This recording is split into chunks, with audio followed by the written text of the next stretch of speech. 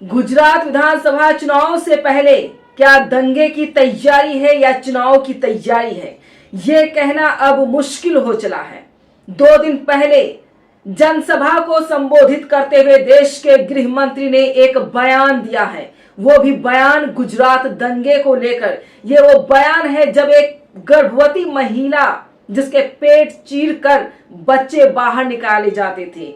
ये वही दंगा गुजरात गोधरा कांड 2002 को याद किया है और उसी का जिक्र किया है शाह ने, जिसमें महिलाओं के साथ दरिंदगी की गई थी, महिलाओं के साथ रेप किया गया था, भाई बहन माँ बाप के सामने महिलाओं के साथ खुलेआम रेप किया जा रहा था, बलात्कार किया जा रहा था। यह वही दंगा है जब चारों तरफ आग लगी हुई थी। यह वही दंगा है जब बुजुर्ग मासूम तमाम लोगों को सरेआम काटा जा रहा था।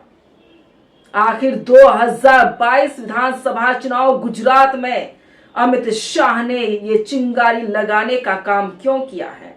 क्या अमित शाह चाहते हैं कि चुनाव से पहले एक दंगा गुजरात में फिर से हो? क्या यह तैयारी है और इस पर संज्ञान लेने की जरूरत है? 2 दिन गुजर गए हैं लेकिन किसी मीडिया हाउस में यह खबर वैसे नहीं चल रही है जैसे एक आफताब की खबर चल रही है। यह खबर वैसे नहीं चल रही है। आखिर क्यों नहीं चल रही है कि देश के गृह मंत्री एक जिम्मेदार नागरिक हैं, देश के गृह मंत्री हैं, कोई कार्यकर्ता नहीं है जो विवादित बयान देकर निकल गया हो, बल्कि देश की जिम्मेदारी, गृह मंत्री की जिम्मेदारी जिस इंसान पर हो वो गुंडे वाली बात कैसे कर सकता है, वो मवालियों वाली बात कैसे कर सकता है, वो सरेआम धमकी कैसे दे सकता है। लेकिन पिछले दिनों जो सुप्रीम कोर्ट के द्वारा बात कही गई थी, जो निर्देश दिया गया था कि अगर कहीं भी कोई भी हेट स्पीच देता हुआ नजर आए तो पुलिस की जिम्मेदारी बनती है कि उसे तुरंत गिरफ्तार कर लिया जाए। लेकिन अमित शाह जहां होंगे वहां हजारों पुलिस होगी। क्यों गिरफ्तारी नहीं हुई? क्यों गिरफ्तार अभी तक अमित शाह नहीं हुए? कोई एफआईआर दर्ज क्यों नहीं की गई है? क्या देश के गृह मंत्री हैं इस वजह से? क्या सुप्रीम कोर्ट इस पर संज्ञान ले सकता है? क्या सुप्रीम कोर्ट को संज्ञान लेना चाहिए और इस पर सभी को बोलना चाहिए या नहीं चाहिए कि देश के गृह मंत्री ये बयान गोधरा कांड का जिक्र क्यों कर रहे हैं? क्यों कहा कि उस समुदाय को हमने ऐसे सबक 2002 में सिखाया है कि अब तक शांति है गुजरात में? इसका मकसद क्या है? जानकर ये दंगा करवाए गए थे और जो खबर सामने आई थी उस वक्त, जो रिपोर्ट आई थी कि सूची मांगी गई थी, लिस्ट मांगी गई थी कि मुसलमान आबादी सबसे ज्यादा कहां पर है और सबसे ज्यादा कत्लेआम वहीं हुआ था, दरिंदगी वहीं हुई थी, चाहे वो बच्चे हो, महिला हो, बुजुर्ग हो, कोई भी हो, सबके साथ दरिंदगी और कत्लेआम सरेआम हुआ था। गुजरात दंगे को याद करना, कुछ तो वजह है कि गुजरात दंगे को याद किया गया है। लेकिन अगर एक समुदाय को यहां पर टारगेट किया गया है, मैं साफ कहूंगी यहां मुसलमानों को एक बार फिर से टारगेट किया गया है। क्या इस पर एफआईआर दर्ज होनी चाहिए कि नहीं होनी चाहिए? सबसे पहले आप अमित शाह को सुने कि सरेआम माइक पर का उस बयान को सुने जो गोधरा कांड का जिक्र करते नजर आते हैं। सुनिए क्या कहते हैं अमित शाह। नरेंद्र भाई वच्चे डपलू करवानो ट्राय करो, एवो पाठ भणायो कि 2002 પછી 22 તે હજી કોઈ ડોકું ઊંચું નથી કરતું ભાઈ। રમખાણો કરાવવા વાળા ગુજરાતની બહાર જતા રહ્યા। ભારતીય જનતા પાર્ટીએ ગુજરાતમાં શાંતિ સ્થાપી कर्फ्यू वगरनो प्रदेश बनावानु काम आ भारतीय जनता पार्टी करू। होम मिनिस्टर से कहना चाहूंगा कि आपने 2002 में जो सबक सिखाया वो सबक ये था कि बिल्किस को रेप करने वालों को आप छोड़ेंगे। आपने जो सबक सिखाया कि बिल्किस की 3 साल की बेटी को उसकी मां के सामने कत्ल करने वालों को आप छोड़ेंगे, ये सबक आपने सिखाया। चुनावी मैदान में, चुनावी रैली में जहां जिक्र नौकरी रोजगार अहम मुद्दे होते हैं। बेरोजगारी मुद्दा है, महंगाई मुद्दा है, मोरबी पुल मुद्दा है जिसमें 150 लोगों की जान गई है। ये तमाम मुद्दे को हटाने के बाद दरकिनार करते हुए अमित शाह ने बयान क्यों दिया है? आखिर इस खबर को प्रमुखता से किसी ने क्यों नहीं दिखाया? क्या इस बयान से आपको एक सेकंड के लिए सोचने का मौका मिले तो आप क्या सोचेंगे? ये बयान कोई गृह मंत्री दे सकता है, या कोई ऐसे कार्यकर्ता हो, या फिर ये कह सकते गुंडा, मवाली, बदमाश, आतंकवादी, वो इस तरह से बयान देता है। लेकिन जिसे देश के गृह मंत्री के तौर और पद पर रखा गया है, और वो ये चिंगारी, ये आग लगाने की कोशिश कर रहा है। क्या गोधरा कांड एक बार फिर से होगा?